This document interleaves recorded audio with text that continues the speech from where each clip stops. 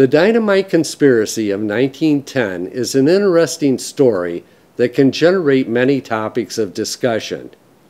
It was considered the crime of the century for many years. I became acquainted with the story while doing other research. My report is a short, general outline of many of the factual events that took place. Many hours of study is needed to completely cover all the important facts about this story. In the early 1900s, there were a number of serious labor and management disputes in the United States. When agreements could not be reached, management would often use other labor sources. It was not uncommon for violence and terrorism to break out on either side of a dispute. The terrorist bombing of the Los Angeles Times building in 1910 became known as the Dynamite Conspiracy. The story has a local Tiffin, Ohio native involved. Oram Orty McManigal was born in Bloomville, Ohio in 1874. His mother, Harriet, passed away when he was 3 years old. Quitting school at the age of 10, he started working in a local Bloomville quarry at the age of 12 years old. He and his sister were passed back and forth between his father's new family and related family members. He never had a stable upbringing. With the outbreak of the Spanish-American War, Orty joined the Tiffin, Ohio National Guard, Company E, 2nd Regiment.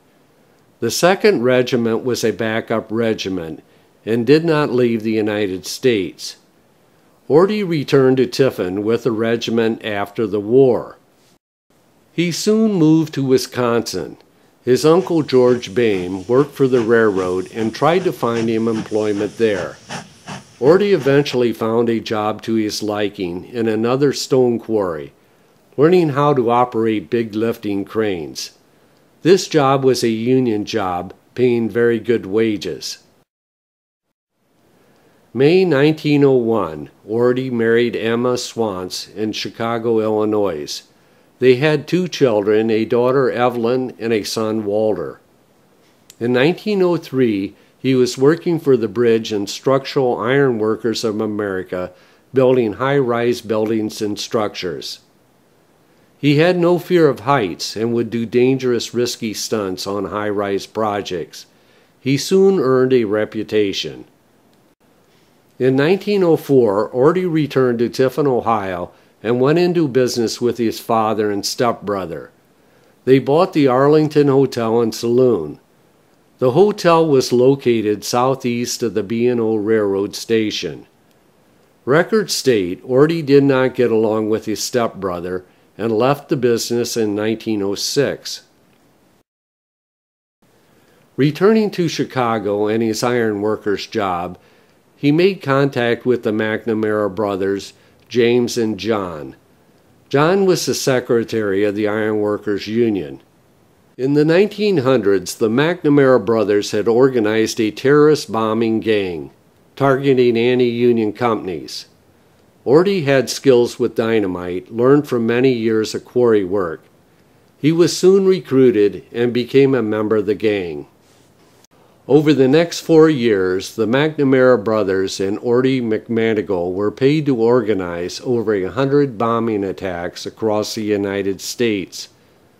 The group was well organized with a number of members.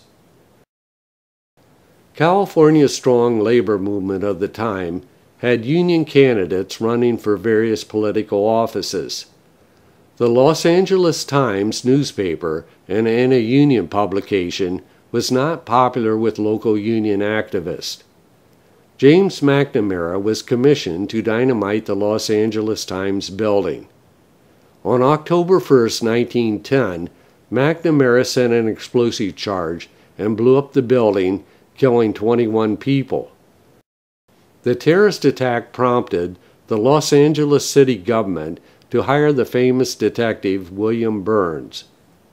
Burns, using Sherlock Holmes-type methods, pieced together evidence and was soon on the trail of the bombers McNamara and McManigal.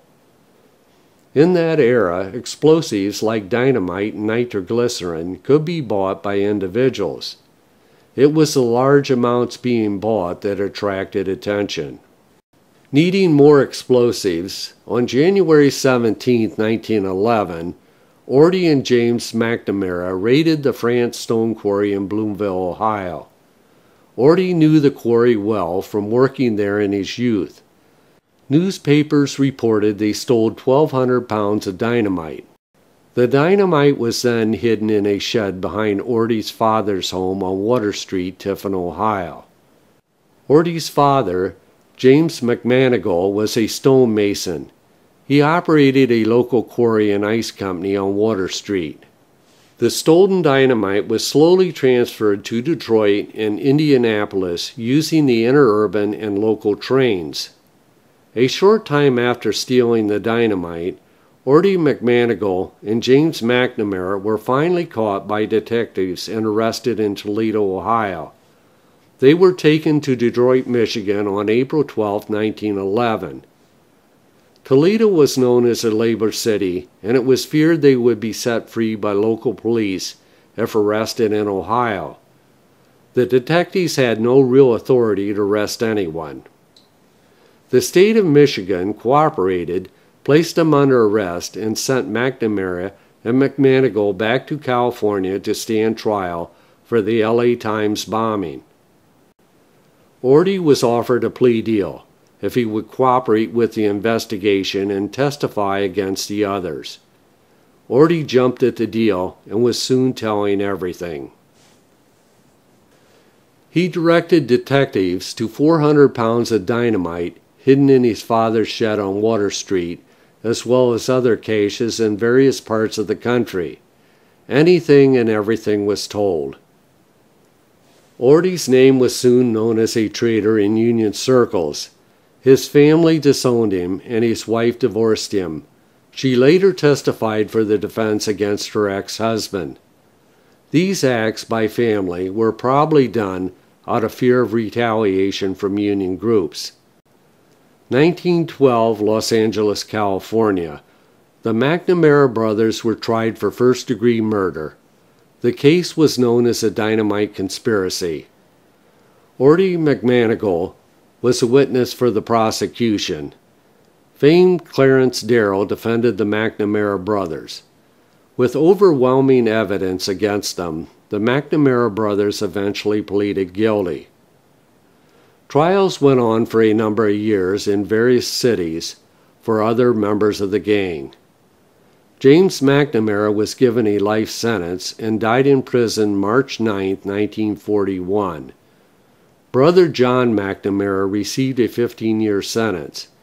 He later returned to Union work and died May 8, 1941. Ordie McManigal was given protection for his testimony and pardoned for most of his crimes. It is said he lived in Central America for a number of years. He eventually returned to Los Angeles and changed his name to Walter Earl Mack, Jr. The city of Los Angeles hired him and gave him a job as a watchman, ironically in the County Hall of Records building, a building that was targeted by the gang. Walter retired in the 1930s and received a pension from the city of Los Angeles. Records state Ordie and his wife were never divorced and can be found living together on the LA 1920, 1930, and 1940 U.S. Census. Ordie, or Walter Mack, died October 30th, 1964 in Los Angeles. A number of books have been written about the dynamite conspiracy. It was considered the crime of the 20th century for many years. Some of the publications are The Dynamite Conspiracy by Arlo C. Sonderberg, Deadly Times by Lou Irwin, American Lightning by Howard Bloom, The Masked War, 1913 by William J. Burns, Ordie McManigal's Own Story, The Dynamite Plot, 1913. Online searches offer many newspaper stories as well as a number of pictures. For researchers, there are many opportunities for local study of this interesting story. More information and study can be found at local area libraries and museums.